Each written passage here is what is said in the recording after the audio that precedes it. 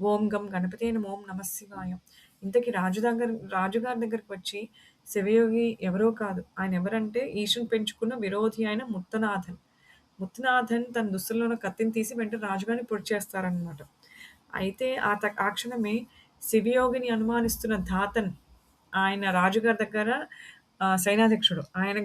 ఆయన గమనించి ఆయన లోపలికొస్తారు. లోపలికొచ్చి చూసేసరికల్లా రాజుగారి నెత్తురుగా రాజుగారి దగ్గర నుంచి నెత్తురు కారుతూ ఉంటుందనమాట.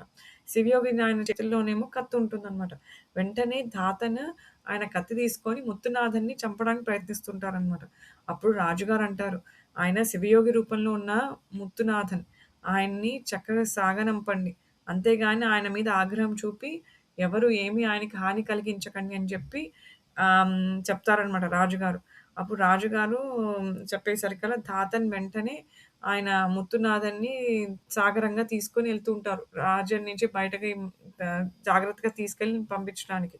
అయితే ఇది తెలుసుకున్న రాజ్యంలో ఉన్న ప్రజలందరూ ముత్తునాథుని చాలా ఆగ్రహించి కోపంతో వాళ్ళందరూ గూడా ముత్తునాథన్ని చంపడానికి ప్రయత్నిస్తారనమాట. అప్పుడు ధాతలు ఇలా జెప్తారు. రాజుగారు ఈయన శివయోగి రూపంలో వచ్చారు కాబట్టి ఈయనకేం హాని చేయకూడదని చెప్పన్నారు. అందుకనే ఇతన్ని సగౌరవంగా దేశంలో నుంచి, రాజ్యంలో నుంచి బయటికి పంపించాలి అని జెప్పి ఎవరిని ఏమి చేయనీయకుండా అడ్డుగస్తారనమాట ధాతన్ అనే సైన్యాధ్యక్షుడు. అయితే అప్పుడు రాజుగారు అందరిని పిలుస్తారు. ఆయన దగ్గర రాజ్యంలో ఉన్న అందరిని పిలిచి ఆయన ఇలా అంటారనమాట. "శివభక్తుల సేవ మన కర్తవ్యము. ఏ పరిస్థితుల్లోనూ పరిస్థితులైనను వారిని గౌరవించాలి, పూజించాలి. మన ప్రజలను కూడా శివభక్తుల అడుగుజాడల్లో నడవనివ్వండి.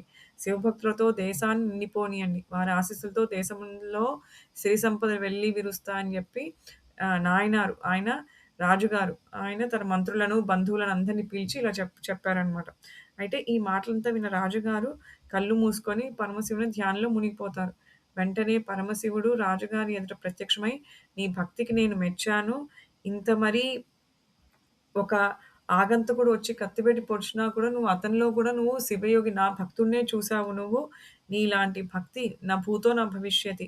హంతకుల్లో కూడా నన్నే చూసావు కాబట్టి ఈవెన్ దేవతలకు గూడా ప్రవేశం లేని కైలాసంలో ఉండుటకు నీవు అర్హుడవు" అని జెప్పి, "త్వరలో నా లోకానికి నువ్వు రా" అని జెప్పేసి పరమశివుడు చెప్పి అంతర్ధానమైపోతారు.